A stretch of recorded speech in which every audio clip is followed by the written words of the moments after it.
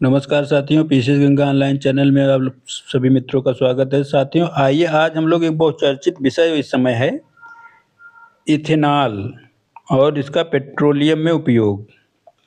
Ethanol का उपयोग petrol में किया जा रहा है, जिसकी वजह से इस समय चर्चा में है कि यह 20% के करीब पेट्रोल में मिलाया जा रहा है। मतलब अगर 1 लीटर पेट्रोल ले रहे हैं आप 1000 ml, तो उसमें 20% इथेनॉल है।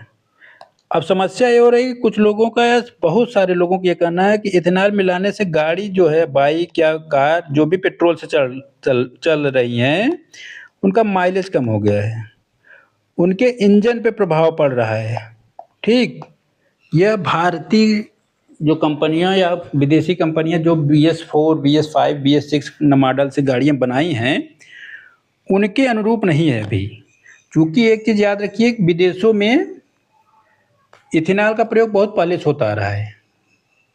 विदेशों में इथेनॉल का प्रयोग बहुत पहले से होता आ रहा है, लेकिन भारत में क्या था, पहले 5% ट्रायल किया गया था कुछ समय पहले, लेकिन वर्तमान में 1-2 महीने से आप देखेंगे इसको 20% कर दिया गया।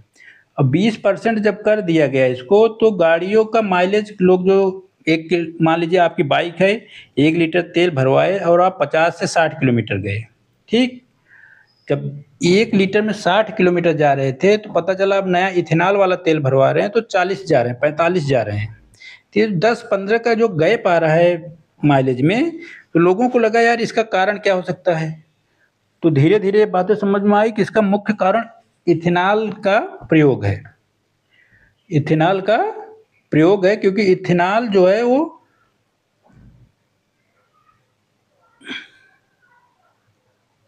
का प्रयोग जब कर रहे हैं तो इंजन में माइलेज नहीं दे रहा है। पानी की तरह एक तरल द्रव है जिसका कंपनियों उत्पादन हो रहा है और इसका उपयोग कर दिया, पेट्रोल मिला के बेचा जा रहा है। ये गाड़ी के माइलेज को, गाड़ी के इंजन को खराब कर रहे हैं, ऐसा बहुत से लोगों का ये मानना है। चलिए इसी के संबंध में हम लोग ये देखेंगे कि इथेनॉल है क्या, बनता कैसे है, इसका कितनी तरह से ग्रेडिंग होती है, विश्व के किन किन देशों में इसका प्रयोग चल रहा है या प्रयोग किया जा रहा है, भारत में इसको किस तरह से लागू किया गया और इसका क्या गाड़ियों पे सकारात्मक प्रभाव पड़ रहा है कि नकारात्मक, क्या आपकी जेब का खर्चा ये बढ़ा रहा है। ठीक, तो पेट्रोल में इथेनॉल मिलाया जाता है। आप लोग एक बात याद रखिएगा, जो लोग अच्छा प्रयोग, बता दूं, सामान्यतः इथेनॉल मिलाया जाता है पेट्रोल में। अब सरकार डीजल पे भी जैव ईंधन के रूप में प्रयोग कर रही एक, उसका नाम है आइसोब्यूटेनॉल। आइसोब्यूटेनॉल।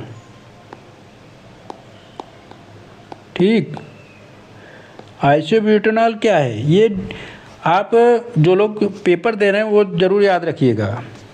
अगर आपसे पहले एक क्वेश्चन आता था पेट्रोल और डीजल को लेके, ऑक्टेन और सीटेन संख्या, ठीक, तो उसी तरह से आपको अगर आप पूछे कि पेट्रोल में क्या मिलाया जाता है तो आप लिख देंगे इथेनॉल। ठीक, लेकिन अगर आपसे ये पूछ ले प्रश्न में कि डीजल में क्या मिलाया जा रहा है जैव ईंधन के रूप में, तो आप इथेनॉल मत लगाइएगा। अगर ऑप्शन में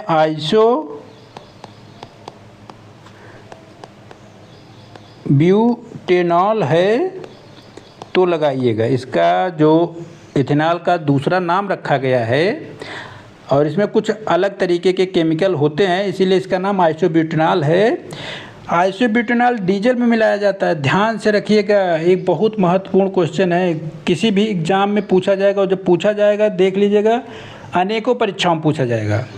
और इस समय चूँकि इथेनॉल बहुत चर्चा में है, तो आप इथेनॉल तो याद कर लिए कि पेट्रोल मिलाया जा रहा है, लेकिन डीजल वाला आप भूल जाएंगे, आपको लगेगा उसमें भी इथेनॉल मिलाया जा रहा है ना। इथेनॉल की ही तरह ब्यूटेनॉल है। ठीक, इथेनॉल की ही तरह ब्यूटेनॉल है। ब्यूटेनॉल डीजल में मिलाया जा रहा है आपके, ठीक, और पेट्रोल में इथेनॉल मिलाया जा रहा है। तो चलिए हम लोग इथेनॉल के बारे में जानते हैं, क्योंकि ये बहुत चर्चा में है। घट गया माइलेज, पेट्रोल में लोगों का शिकायत है कि जो हमारी गाड़ी माइलेज दे रही थी वो कम हो रहा है, गाड़ियाँ बीमार हो रही हैं। क्यों? इंजन पे दुष्प्रभाव पड़ रहा है। फ्यूल टंकी में काई और जंग की शिकायतें बढ़ी। जो आपके पेट्रोल की टंकी है उसमें शिकायतें आ रही हैं कि वो जल्दी ख़राब हो रहा है, जंग लग रही है। वर्कशॉप जो होते हैं, जहाँ सर्विस सेंटर होते हैं, वहाँ भीड़ लग रही है, क्योंकि गाड़ियाँ ख़राब जल्दी हो रही हैं तो लोग जल्दी जल्दी बनवाने के लिए पहुंच रहे हैं। जो तो 1-2 गाड़ी रखें ठीक है, जिनके पास 4-5 गाड़ियां चल रही हैं उनके लिए ज़्यादा दिक्कतें हो रही हैं। ठीक, ये आपको चित्र के माध्यम से देख सकते हैं किस तरह से इंजन पे दुष्प्रभाव दिखाने का प्रयास किया गया है। ठीक, मैकेनिकों को क्या सलाह है? गाड़ी को लंबे समय तक खड़ी न करें और फ्यूल से जुड़े पार्ट को सही समय पर मॉनिटरिंग मतलब देख रेख करते रहें। कहने के मतलब है कि आपकी जो गाड़ी है अब उसको भी बहुत ज़्यादा केयर करने की ज़रूरत है। आप पेट्रोल भरा के छोड़ देते थे, जब मन किया चलाए फिर खड़ी कर दी। अब जब इथेनॉल वाला पेट्रोल मिला रहे हैं तो आपको गाड़ी की देख रेख भी करनी बहुत अच्छी ज़रूरत है। ठीक, तो चलिए हम लोग शुरू करते हैं इथेनॉल के बारे में। आप लोगों से निवेदन है, पूरा वीडियो देखिएगा, वीडियो को अधिक से अधिक लोगों तक शेयर करिए। ठीक, ताकि इसकी जो पूरी मेहनत है इसको समझाने का, आप लोग चैनल को सब्सक्राइब कर लीजिए, शेयर कर दीजिए, लाइक और कमेंट में ज़रूर बताइए क्या मैंने पूरी प्रक्रिया को बताने का प्रयास किया है कि नहीं। अगर किया है तो आप लोग सकारात्मक कमेंट करिएगा। अगर आप लोगों को कोई भी समस्या हो रही है कि आपने यहाँ पे नहीं समझा तो आप लोग कमेंट करिए, उसको पुनः आपको समझाऊंगा कि क्या ये सकारात्मक है या नकारात्मक। लास्ट में ये चीज़ें देखेंगे, पूरा वीडियो देखेंगे तभी समझ में आएगा। पहले इथेनॉल को समझिए, इथेनॉल है क्या, पेट्रोल में मिलाने से के प्रभाव पे क्या प्रभाव पड़ रहा है, सकारात्मक प्रभाव कि नकारात्मक। ठीक, इथेनॉल को वर्गीकरण किया गया है 1G, 2G और 3G में। जब इथेनॉल का विकास किया जा रहा है या किया जा रहा था आज तक, उसको धीरे धीरे पहली जनरेशन, दूसरी जनरेशन, तीसरी जनरेशन में डिफाइन किया गया। अपने यहाँ देखेंगे तो पहले 5% मिलाया गया, फिर 10% की बात आप सुने होंगे, अब 20% चल रहा है। ठीक, परिचय, कच्चे माल के आधार पर इथेनॉल को मुख्यतः 3 पीढ़ियों में विभाजित किया जाता है। प्रत्येक पीढ़ी की तकनीक, लागत, पर्यावरणीय प्रभाव अलग अलग होता है। ठीक, फर्स्ट स्टेप फूड क्रॉप, दूसरा एग्रीकल्चर वेस्ट और तीसरा है एल्जिगाई मतलब फफूद बेस्ड बायोफ्यूल, जो फफूदियों से बनाया जाएगा। तो तीनों को बनाने की प्रक्रिया, उपयोग, तमाम आधारों पर वर्गीकरण किया गया है। चलिए तीनों को पहले समझते हैं। ठीक, ये वीडियो तैयारी करने वालों के लिए तो ज़रूरी है ही, सामान्य भारत में जितने भी लोग हैं जो गाड़ी चला रहे हैं उनको भी जानकारी होनी चाहिए इसके बारे में कि इथेनॉल पेट्रोल में मिलाने के सही है या गलत। अगर सही है तो सरकार का साथ देंगे, ठीक है भाई। अगर गलत है तो इसका विरोध प्रदर्शन भी होना चाहिए, क्योंकि आपके बहुत बड़े क्षेत्र पे एक अटैक है। क्योंकि भारत में ही देखिए तो कम से कम करोड़ों गाड़ियाँ चल रही हैं पेट्रोल की। अगर इस तरह से पेट्रोलियम में मिलावट होगी और गाड़ियां बंद पड़ जाएंगी तो आप सोचिए कितना खर्चा व्यक्ति का बढ़ेगा, कितने जल्दी जल्दी गाड़ियां बदल के खरीदनी पड़ेंगी। आप जिस गाड़ी को 10-12 साल चलाते तो 4-5 साल में बैठ जाएगी। ठीक, तो इसको पूरी तरह से जानिए और समझिए और अपने समाज, अपने भविष्य के लिए उपयोगी कदम उठा सकते हैं। पहली पीढ़ी क्या होती है इथेनॉल? फर्स्ट जनरेशन इथेनॉल, खाद्य फसलें, आपकी जो भी खाद्य फसलें हैं एवं शर्करा स्टार्च युक्त कृषि उत्पादों से बनाया जाता है, जैसे गन्ना, ठीक, सीरा, मक्का, गेहूँ, टूटे हुए चावल, इन सब को मिला के इथेनॉल बनाया जाता है। ठीक, पहली जनरेशन में। दूसरी जनरेशन में कहाँ से बनता है? देखिए, कृषि वानिकी अपशिष्ट, धान की पुआल, गेहूं का भूसा, गन्ने की खोई, मक्के का डंठल जो होता है, तना, बांस, लकड़ी के अवशेष। तीसरी पीढ़ी में कहाँ से बनाया जाएगा? मुख्यतः शैवाल, फफूद, शैवाल उन्नत जैव प्रौद्योगिकी के आधार पर बनाया जाएगा। माइक्रो एल्गी आनुवंशिक रूप से संशोधित सूक्ष्म जीव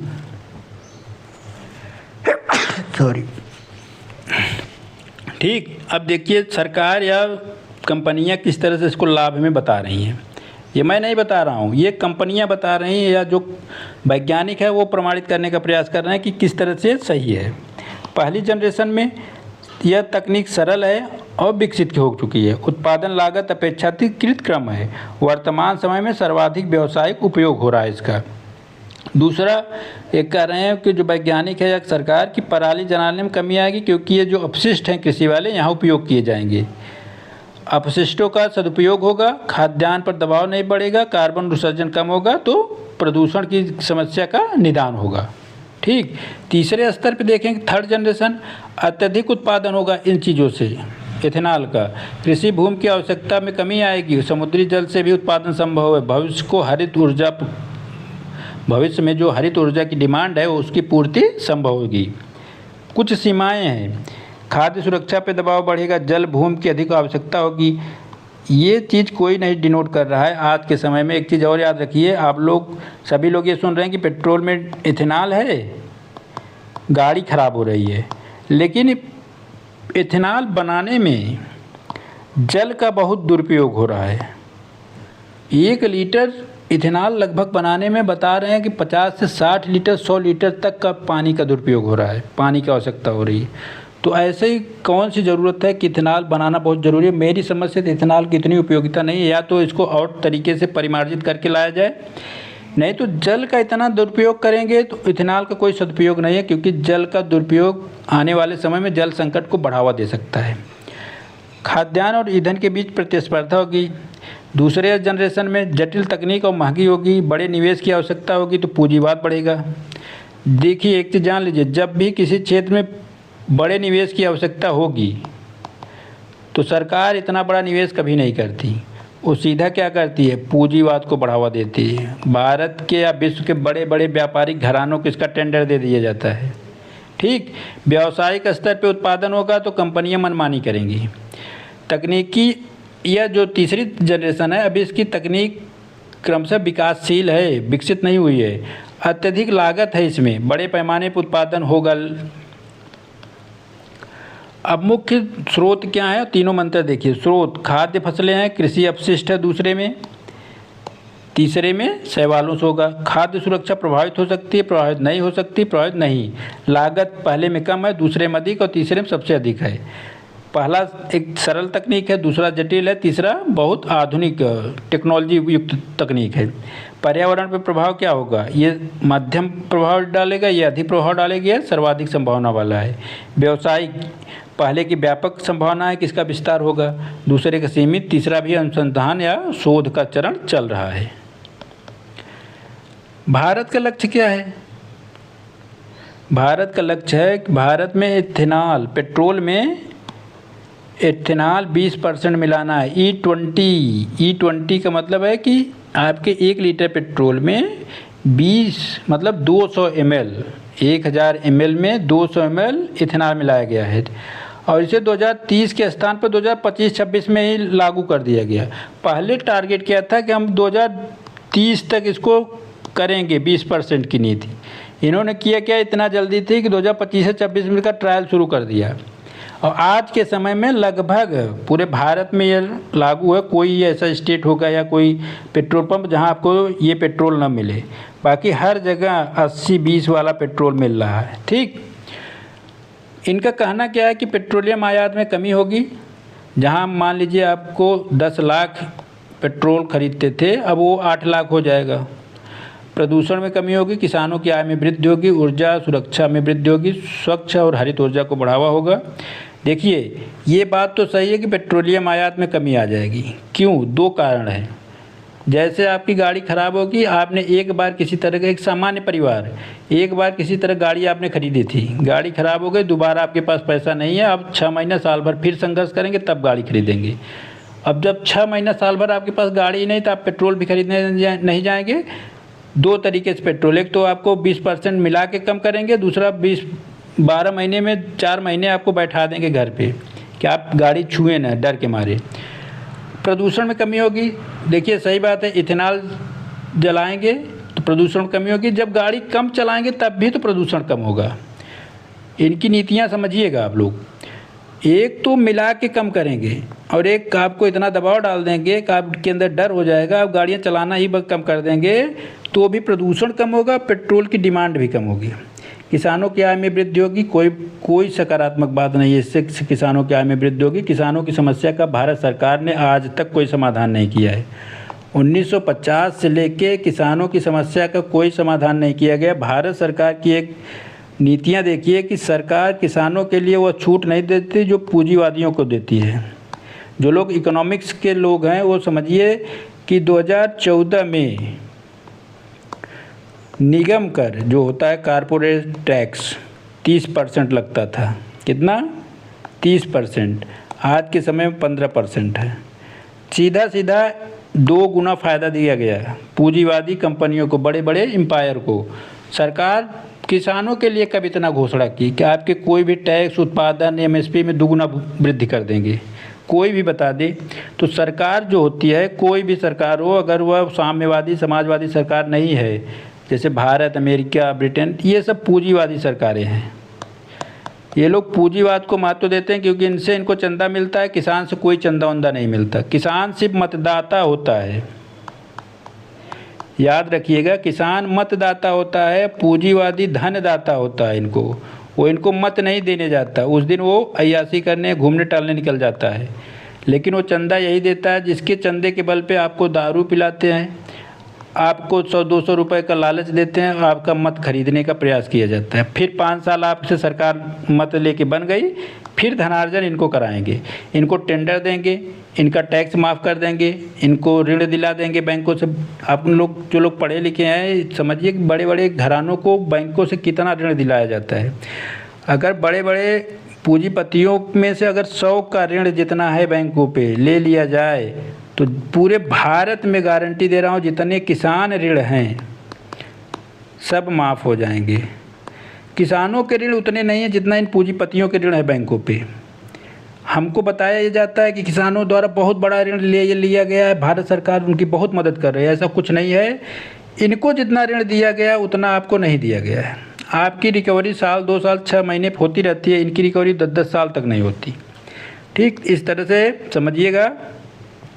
अब वाहन चालकों पर शिकायतें जो हैं वैज्ञानिक कारण क्या है? माइलेज कम हो गया लोगों का कहना है।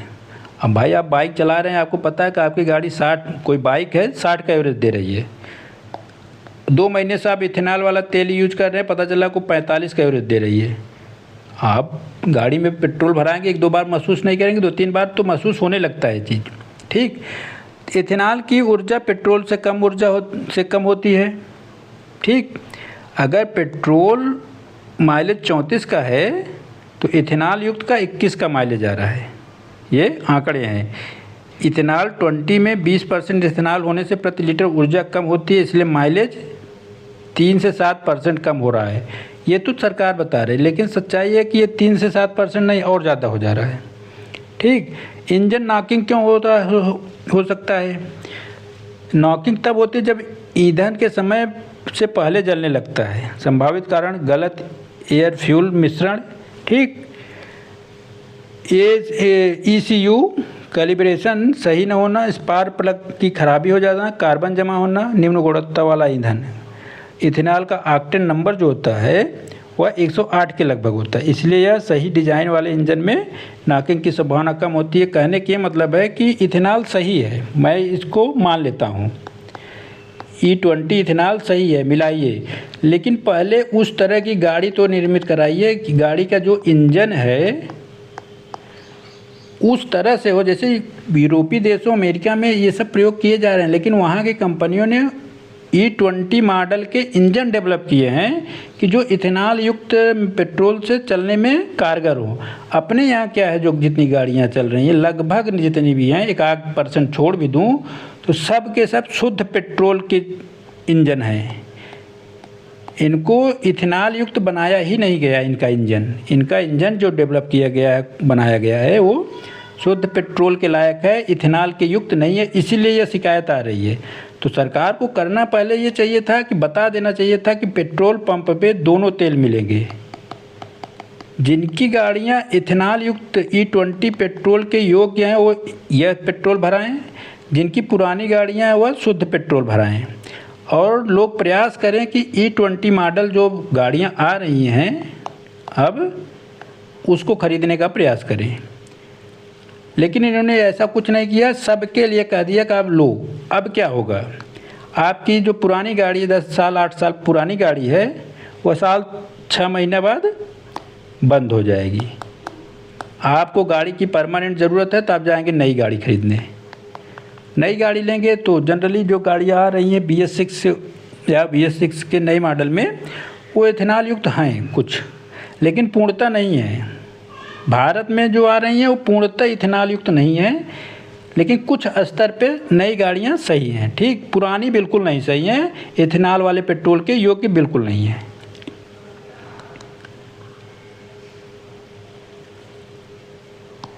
किन वाहनों में E20 सुरक्षित है?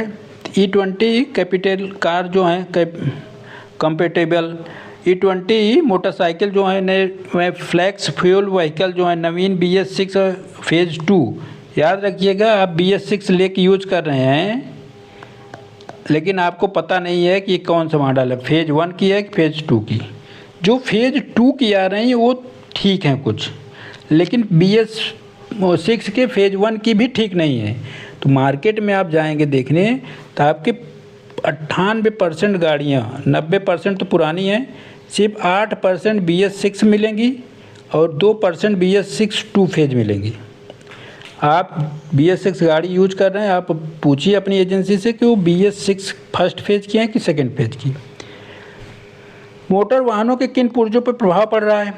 Rubber hose, fuel pipe, fuel pump, plastic component, injector, rubber seal जो होती है, gasket, fuel filter, fuel tank, सभी पे प्रभाव पड़ रहा है। अगर इतने गाड़ी के पार्टों पे प्रभाव पड़ेगा तो आपकी गाड़ी तो बंद हो जाएगी 2 महीने बाद। 2 से 3 महीने में गाड़ी बंद हो जाए, या तो सरकार इसको पुनः 5% 10% पर लाए जैसे पहले कर रही थी कुछ दिन पहले, या तो आप गाड़ी चलाना बंद कर दीजिए। इथेनॉल जल को आकर्षित करता है, कुछ पुराने रबड़ और प्लास्टिक पदार्थों के साथ अपक्रिया भी करता है। ठीक, अब इथेनॉल E20 की योग्य वाहन कैसे होते हैं? वे वाहन जिनके निर्माता 20% इथेनॉल में मिश्रित पेट्रोल सुरक्षित और दीर्घकालिक संचालन के लिए डिज़ाइन किए हैं। तो ऐसी कौन सी कंपनी है भारत में या बाहर की भी, जो भारत में जिनकी गाड़ियाँ बिक रही हैं, उन्होंने यह गारंटी दी हो कि मेरी जो गाड़ी बन के जा रही बिकने के लिए यह E20 मॉडल पे डेवलप है? कोई स्टिकर या कोई कार्ड तो आपको लिख के दे नहीं रहे हैं। उन्होंने ऐसा कोई भी सुझाव आपको तो दिया नहीं, या तो आपको बताया नहीं। आप गाड़ी लेने जाते हैं, जनरली गाड़ी का प्राइस सेट किए और गाड़ी लेके चले आते हैं, आप उसको ये पूछते ही नहीं कि BS6 का क्या डिज़ाइन है कि नहीं है, और इथेनॉल युक्त चलेगा, इंजन अनुकूल है कि नहीं है। तो इन चीज़ों को आप समझिएगा। इथेनॉल रेसिस्टेंस फ्यूल पाइप, उन्नत फ्यूल इंजेक्शन सिस्टम जो होता है, जो नई गाड़ियों की बात है, विशेष रबर सील, आधुनिक ECU प्रोग्रामिंग और कोरेजन रेजिस्टेंस मेटल पार्ट और बेहतर सेंसर लगे हैं कि नहीं है, जो E20 पेट्रोल के अनुकूल हैं। ये चीज़ें अगर हैं तब तो आपका गाड़ी सही है, अगर नहीं है तो आप फिर अपनी गाड़ी को नकारात्मक ही समझिए कि वह गाड़ी बहुत जल्दी ख़राब होने वाली है। आपकी जेब पे भार पड़ेगा, आप पेट्रोल भी भराएंगे, आपको ज़रूरत है जाने आना कहीं भी, और गाड़ी को बहुत जल्दी सर्विसिंग भी करानी पड़ेगी। गाड़ियों के पार्ट ख़राब होंगे, नया पार्ट लगवाना पड़ेगा। एक बात और याद रखिएगा, आप सोचिए कि पुरानी गाड़ी है, सारे पार्ट नए लगवा लें, तो पुरानी गाड़ियों के पार्ट भी पुराने ही मतलब डिज़ाइन होके आते हैं तो नए, लेकिन मॉडल उनका अलग होता है। तो इसलिए आप नई गाड़ी के पार्ट को पुरानी गाड़ी में नहीं लगवा सकते।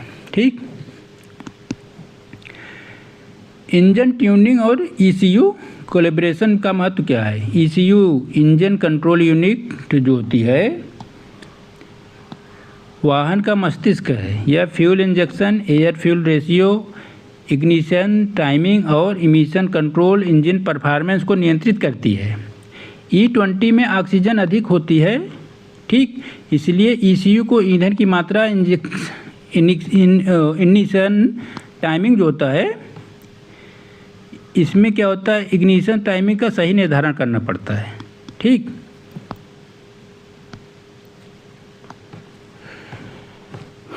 कहने का मतलब है सही कैलिब्रेशन से सही माइलेज मिलेगा, कम प्रदूषण होगा, अधिक शक्ति होगी, इंजन सुरक्षित होगा, स्मूथ ड्राइविंग होगी। ठीक, निर्माता की अनुशंसा का पालन क्यों आवश्यक है?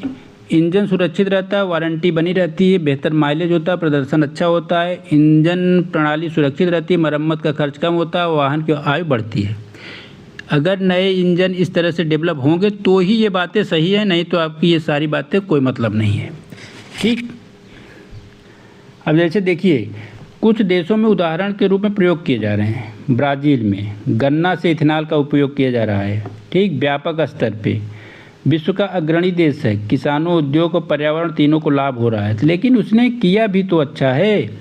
यूनाइटेड स्टेट मक्के का उपयोग करके बना रहे हैं। ठीक, थाईलैंड गन्ना कसावा से बना रहे हैं। स्वीडन हरित परिवहन को बढ़ावा देने के लिए इसका उपयोग कर रहे हैं। लेकिन इन सभी देशों की सबसे अच्छी बात यह है कि इनके यहाँ इसका विरोध प्रदर्शन क्यों नहीं हुआ, क्योंकि इन्होंने पहले अपने देश में ऐसी गाड़ी विकसित कराई, गाड़ी का इंजन, ठीक, जो E20 के अनुकूल है। फिर इन्होंने अपने पेट्रोलियम में E20 20%, 25%, 10% जो भी मिलाया है इसको शुरू किया। ठीक, 20% का मॉडल तब अपनाया जब इन्होंने नए इंजन डेवलप किए। भारत में क्या है, भारत में E20 को तो लागू कर दिए, लेकिन गाड़ियों की मरम्मत पे ध्यान ही नहीं दिए। उन्होंने कहा ना, हम इंजन ख़राब कर देंगे आपका, मरम्मत आप कराओ। सीधा सीधा मतलब है, मैंने जितना इस पे रिसर्च किया या समझा इस पेपर को बनाने के लिए मटेरियल, भारत में E20 सही है, कोई दिक्कत नहीं। E20 ईंधन का प्रयोग होना चाहिए। कई तरीक़ों से संसाधन बचेंगे, पेट्रोलियम आयात कम होगा, प्रदूषण स्तर कम होगा, और क्या नाम है, आपके लिए ये सकारात्मक ऊर्जा हो सकती है, क्योंकि नवीकरणीय ऊर्जा संसाधनों का प्रयोग होना चाहिए। लेकिन पहले तो आप इंजन तो डेवलप करते। भारत में लोगों से कहते तो कि आप नई गाड़ियां लीजिए जो E20 के अनुकूल हैं, जिन पे नकारात्मक प्रभाव E20 पेट्रोल का नहीं पड़ेगा। आपने किया गया कि आपने कोई सूचना नहीं दी, पूरे भारत में E20 पेट्रोल लागू कर दिया। किसी की गाड़ी मान लीजिए 2015 मॉडल की है, उसकी गाड़ी पे तो बहुत ज़्यादा नकारात्मक प्रभाव पड़ेगा ना। 2012 की गाड़ी मान लीजिए चला रहा है और उसने उसी को बना के चलाते हुए चला रहा है, उसके पास क्षमता नहीं है कि वो 2026 में गाड़ी खरीद ले। या तो वह बिना गाड़ी का हो जाए, और हो जाएगा 6 महीने अगर इसी पेट्रोल को भराते भराते वो चलेगा तो बिना गाड़ी का हो जाएगी, क्योंकि गाड़ी इतनी ख़राब हो जाएगी वो बार बार उसकी मरम्मत कराने की हैसियत में नहीं रहेगा। अगर इंजन बदलवाना पड़ जाए, इंजन खराब हो जाए तो 10-10, 20-20 हज़ार का खर्चा आएगा। जितने की गाड़ी नहीं रहेगी उतना 6 महीने में वो उसकी मरम्मत कराता रहेगा। तो इसीलिए यह भारत में जल्दबाजी में लिया गया फैसला है।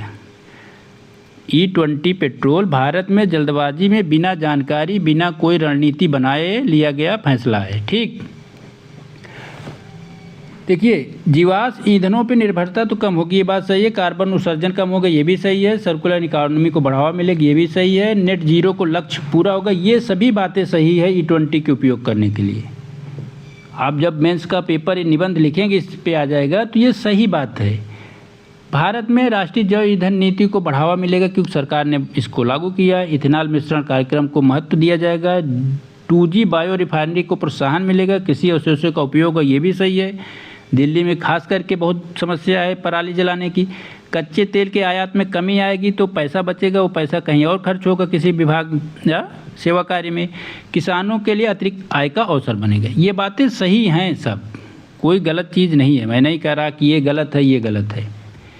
साथ ही साथ जो SDG का लक्ष्य है वो भी सही होगा। SDG 7, 8, 9, 12 और 13 के जो लक्ष्य हैं वो भी पूरे होंगे। इसी को लेके टारगेट किया जा रहा है और काम किया जा रहा है। ठीक, E20 में क्या होता है, 20% इथेनॉल है। E20 का मतलब ये 20% इथेनॉल, 80% पेट्रोल। इथेनॉल को ऑक्टेन नंबर से मापा जाता है और डीजल को सीटेन से।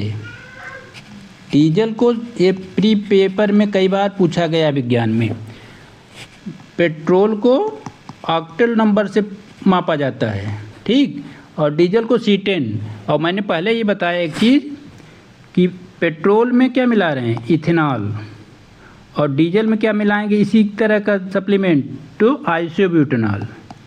आइसोब्यूटेनॉल नाम याद रखिएगा, अभी बहुत चर्चा में है। ठीक, जो कंपटीशन की तैयारी कर रहे हैं उनके लिए ये दोनों चीज़ें हमेशा याद रखनी चाहिए डीजल से C10 ऑक्टेन पेट्रोल, और पेट्रोल में इथेनॉल, डीजल में आइसोब्यूटेनॉल। इसका सामान्य रासायनिक सूत्र क्या है इथेनॉल का? इथेनॉल का सामान्य रासायनिक सूत्र क्या है? C2H5OH। आपसे पूछा जा सकता है पेपर में, खास करके उन पेपर में तो पक्का पूछा जा सकता है जो साइंस बेस के क्वेश्चन हैं, केमिस्ट्री के, ठीक। जो ऐसे इंजीनियर संबंधी एग्जाम है, नीट है, PMT है, इन पेपरों में इसका फार्मूला पूछा जा सकता है। साथ ही साथ विज्ञान में भी पूछा जा सकता है, आपके GS में। यह एक जैव ईंधन है, नवीकरणीय ऊर्जा है का स्रोत है। गन्ना, सीरा, मक्का, गेहूँ, टूटे चावल कृषि औषधि से बनाया जाता है। कथन कारण में पूछ लेगा, 1 2 3 4 ठो कथन दे देगा और उसको क्रम से संयोजित करने के लिए 1 2 सही है, 1 2 3 सही है, ऐसे कर देगा। पेट्रोल में मिलाकर ईंधन के रूप में प्रयोग किया जाता है। देखिए इसका जो रासायनिक फार्मूला है C2, ठीक, H5, 1 2 3 4 5 हो गया, फिर OH, ठीक। तो इसका रासायनिक सूत्र क्या है? C2H5OH। इथेनॉल कई तरीके से मिलाया जाता है पेट्रोलियम में। इथेनॉल मिश्रण देखिए, E10 होता है 10%। भारत में आपको पता नहीं होगा, पहले 5% का ट्रायल कर रहे थे, इसलिए गाड़ियों पे पता ही नहीं चल रहा था। फिर 10% किए इसको, अब जब 20% किए तो बड़े पैमाने पर इसका नकारात्मक परिणाम मिलने लगा, तो लोगों को पता चला। E20 में 20%, E85 में 85% इथेनॉल होगा, 15% पेट्रोल होगा। ये क्रम आगे बढ़ेगा ही, आने वाले समय में यही चीज़ें होंगी। लेकिन बस इतना तो किया जाना चाहिए था कि गाड़ियों की नई खेप अर्थात नई गाड़ियां डेवलप होनी चाहिए थी। नए तरीके के इंजन पहले डेवलप कराते जो इनके आधार पर चलने के लिए अनुकूल होते हैं। यह साथ जो है सस्ती और स्वच्छ ऊर्जा उपलब्ध कराना सरकार का लक्ष्य है। सही बात है। सम्मानजनक कार्य, आर्थिक विकास होगा, सही है। उद्योगों में नवाचार और संरचना विकास होगा, सही है। उत्तरदायी उपभोग और उत्पादन होगा, जलवायु अनुकूल कार्रवाई की जाएगी। ये सब SDG के लक्ष्य को पूरा करने में इथेनॉल एक महत्वपूर्ण कारक के रूप में उभर के सामने आएगा, क्योंकि गाड़ियों का सड़क पे चलना लगभग करोड़ों की संख्या में है, लाखों की नहीं है, करोड़ों की संख्या में। और जब ये प्रदूषण फैला रहे हैं वातावरण में, तो प्रदूषण नियंत्रण होगा, तमाम तरह की क्रियाएं परिवर्तित होंगी, तो सामाजिक, आर्थिक, राजनीतिक सुधार होगा।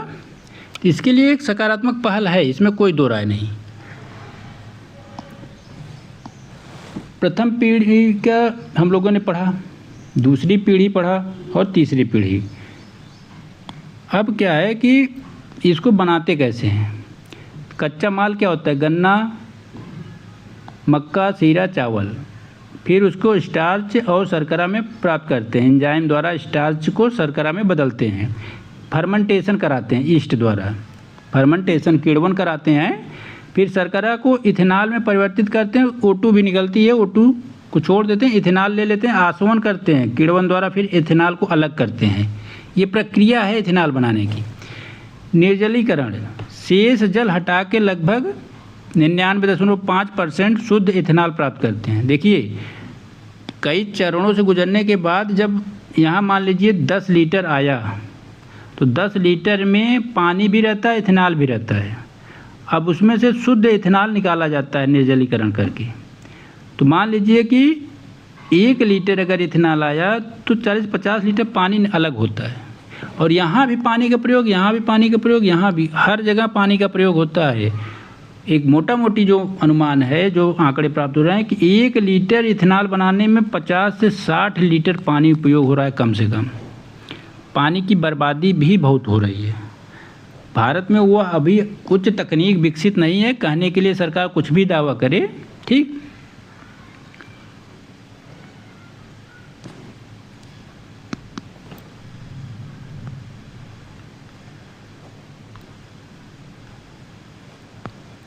अब देखेंगे E20 के लाभ जो सरकारें बता रही हैं कि तेल आयात में कमी होगी, विदेशी मुद्रा की बचत होगी।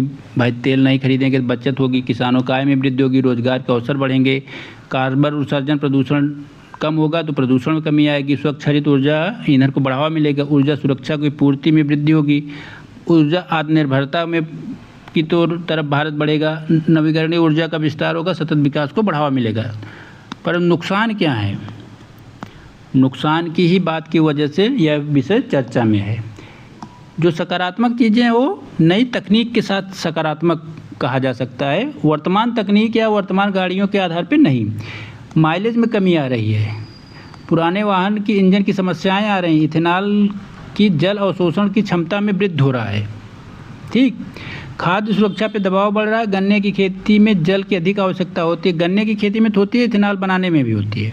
ईंधन प्रणाली में जंग लग रहे हैं, मतलब पूरा जो आपका इंजन प्रणाली है, ईंधन नहीं, इंजन जो है उसमें कई जगहों पे जंग लग रहे हैं, क्योंकि अब में इंजन में लोहा बहुत प्रयोग होता है। ठीक, तो फर्मेंटेशन कुछ शब्दावलियाँ जैसे फर्मेंटेशन किण्वन, डिस्टिलेशन आसवन, डिहाइड्रेशन निर्जलीकरण। ठीक, बायोफ्यूल जैव ईंधन, बायोमास गन्ने की खोई। ठीक, ये तो भारत सरकार की नीतियाँ हैं।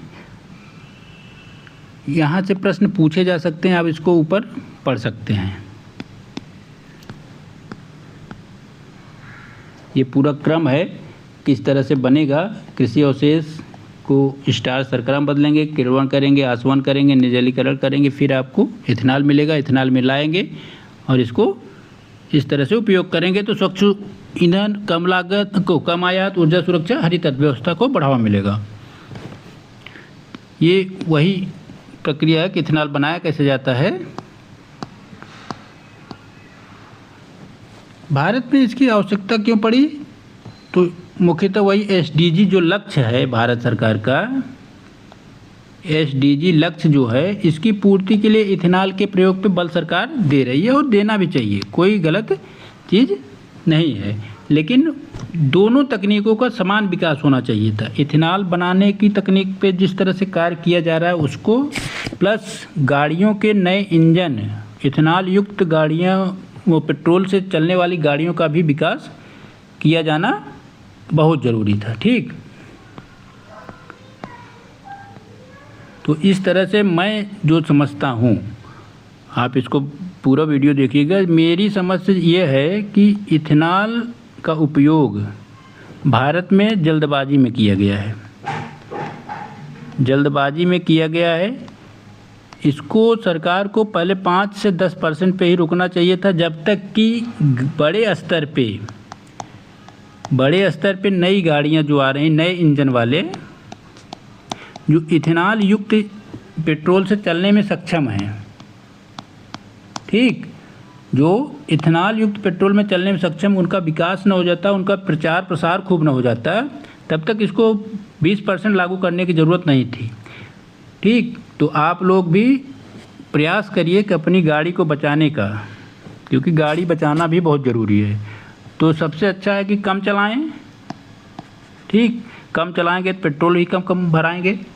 ठीक, और साथ ही साथ अगर आपके साथ ये समस्या आ रही है कि गाड़ी पे नकारात्मक प्रभाव पड़ रहा है, तो इसका भी विरोध प्रदर्शन होना चाहिए। ठीक, इस सरकार इसे सुधारे, साल 6 महीने 2 साल रुके, फिर E20 पेट्रोल प्रयोग में लाए। अगर कुछ समय बाद लाएगी तो मार्केट में नई गाड़ियाँ आएंगी, लोग ले लेंगे। उसके पश्चात यह उसके अनुकूल सकारात्मक है और सरकार की यह पहल भी अच्छे से लागू हो सकती है। अन्यथा बड़े पैमाने, क्योंकि देखिए आप हर घर में आप देखेंगे तो गाड़ी है, ऐसा कोई परिवार नहीं है कि एवरेज अगर आंकड़े निकालेंगे तो हर परिवार में गाड़ी है। सबके साथ समस्या होगी, किसी एक व्यक्ति की नहीं कि ये गरीबों की समस्या नहीं है। ठीक, यह करोड़पति अरबपति की भी समस्या है और गरीब की भी। अरबपति तो समझ लेगा, एक गाड़ी लेगा दूसरी लेगा, वो क्या करेगा, अपना खुद का पेट्रोल पंप स्थापित कर लेगा, शुद्ध करवा लेगा पेट्रोल लेके। अब पेट्रोल इसको डब्बे में 1 लीटर डब्बे में लीजिए और उसमें आप खुद 1-2 दिन छोड़ दीजिए रख के, पता चल जाएगा इथेनॉल अलग हो गया, नीचे जम गया, पेट्रोल ऊपर आ गया है। तो इस तरह से आप इसको देखिए और समझिए, अपना निर्णय स्वयं लीजिए। इसके बारे में जानिए ज़रूर कि इथेनॉल है क्या। ठीक, धन्यवाद साथियों।